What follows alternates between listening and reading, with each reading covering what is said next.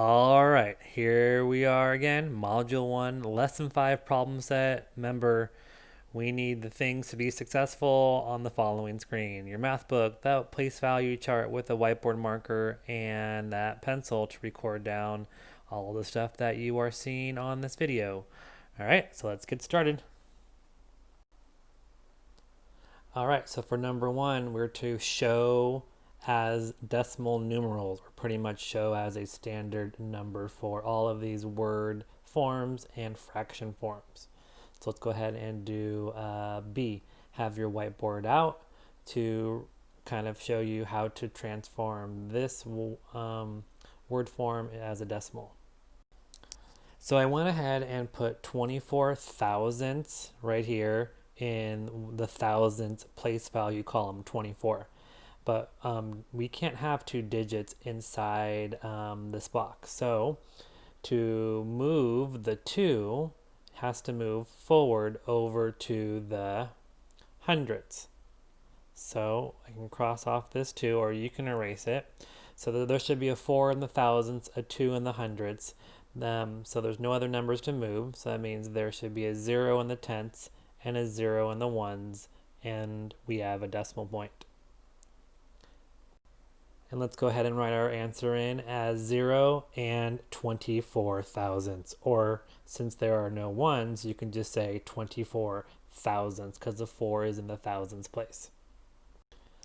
So C is 1 and 324 thousandths. That and will give you a clue. That means that's where the decimal point is going to be. So we're going to write 1 ones and that's our decimal point. 324 thousandths. So if I wrote 324 thousandths all in one box, we technically can't have all 3 numbers. So the 3 will move over to the tenths and the 2 will move over to the hundredths. So I'm going to cross that off. Maybe I'll go ahead and erase that really quick for you. All right, I went ahead and cleaned that up. So now we were going to write our decimal numeral as 1 and 324 thousandths. 1D, 608 thousandths. Notice that there's no word and in that problem for 1D.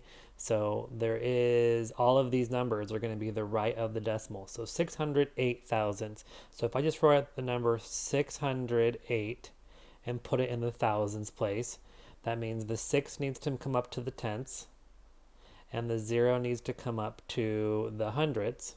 Then erasing the 6 and the 0 from the thousands, I get a decimal numeral of, oops, I forgot. We need to fill in the ones. The ones are blank. There should be a 0 there, and our decimal point should be in between the 0, the first 0 and the 6. So we have 0 and 608 thousandths.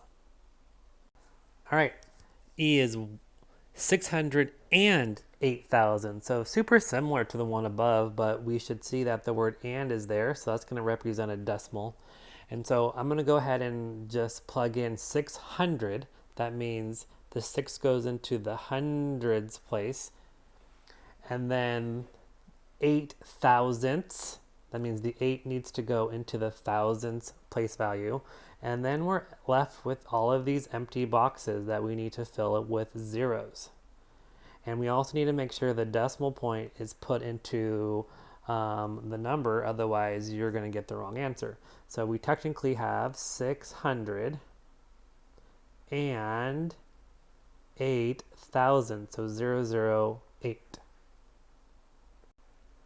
1F. So we have a fraction that we can make as written as a decimal. So we have 46 over 1,000.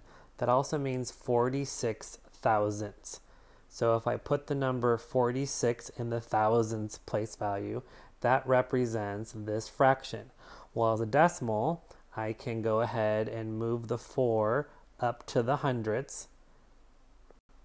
So I'm going to erase the 4 in the thousandths, and I'm going to be adding a 0 in the tenths. And I'm going to be making sure my decimal point's in front of the tenths and a 0 in the 1. So we have 0 and 0.046 or 0 and 46 thousandths. We're going to go ahead and skip 1G and go to 1H. Now we have a whole number that's in front of our fraction. So this whole number represents numbers on the left side of the decimal. So we have 200, and that should be fairly easy to write. 2 in the hundreds place with a 0 in the tens and 0 in the ones. And then we have 904 over 1,000. So it's like saying 904 thousandths. You move the 9 up to the tenths, and you move the 0 up to the hundredths. I'm going to cross off 9 and 0 in the thousandths, so there's only a 4 remaining. So our numeral that we're going to write is 200 and decimal point 904 thousandths. Number 2, express or show the following values using words. So we're going to take our numerals and write them out in word form. So I went ahead and put our first 2a on the place value chart. I have 0 and 5 thousandths, or I can just say 5 thousandths. So just how I just read it, that's how we're going to write it out using all words. No numbers should be written, just we spell out the numbers in word form. And so 2a is just going to be 5 thousandths. As you're writing that down, super important that since our 5 is in the, if the 5 is on the right side of the decimal, that's part of a whole, and the THs, the ths, are super important to make sure that you write after 10 or hundreds or thousandths to show that this is actually a decimal, part of a whole. If you forget it, then you're going to technically have a wrong value, a wrong answer. So let's go ahead and plug in the next one. We have 11.037. So we have 11 and, so since we have a whole number, we need to write the word and for the decimal point. And then we have 037. So we're going to just say the number first, 37 to the right of the decimal, and whatever that 7, whatever place value that 7 is, we say the word thousandths. So 11 and 37 thousandths. One important thing to notice is that when we write 37, we technically have to write 37 with a hyphen in between the word 30 and 7. So 11 and 30 hyphen 7 thousandths. TH at the end. Then on the place value chart, you're going to do C 403 and 608. So we're going to start off by reading or saying the whole numbers, 403. And by the way, you can't say 403 because when you insert the word and, you're saying there's a decimal point in between the 4 and the 0, and it's after the 3. So it's 403. Let's go ahead and write that up or write that in. So 403 and then we're going to write 608. We're not going to write 608. We can't have two ands. So it's going to be 608. And that 8 is in the thousandths place value. Make sure the TH is at the end of thousandths to show that this is part of a whole. Now we're on to the next page. This is question 3. 3A was already done for us. The directions were to write the number using expanded form. So we're going to go over to B. On your place value chart, I would like you to go ahead and write in 0 and 249 thousandths on our place value chart. So remember that in expanded form, we're going to go through each place value and tell and show how many units we have in each place value, and we're going to expand it out. So we're going to expand and first start with the ones. We're going to look at the ones place value and say, do we have any ones? No, we don't have any ones. And so I can either skip it or I can show it. And I would like us to show it in the problem set. And so we're going to go ahead and write it like parentheses. Since there are 0 ones, we're going to write 0.